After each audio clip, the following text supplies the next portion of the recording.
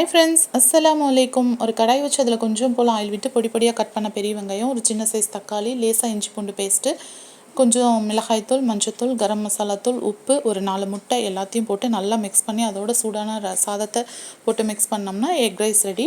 குட்டீஸ்க்கு தான் டிஃபன் கொடுத்துருந்தேன். லஞ்ச் பார்த்திங்கன்னா ஒயிட் ரைஸு, கத்திரிக்காய் குழம்பு, ரசம், அப்பளம். இதுதான் இன்றைக்கி லஞ்சு. எனக்கு வந்துட்டு தேங்காய் சாதம் சாப்பிட்ணும் அப்படின்னு தோணிட்டே இருந்துச்சு. ஸோ எனக்காக கொஞ்சம் அதையும் ரெடி பண்ணிக்கிட்டேன்.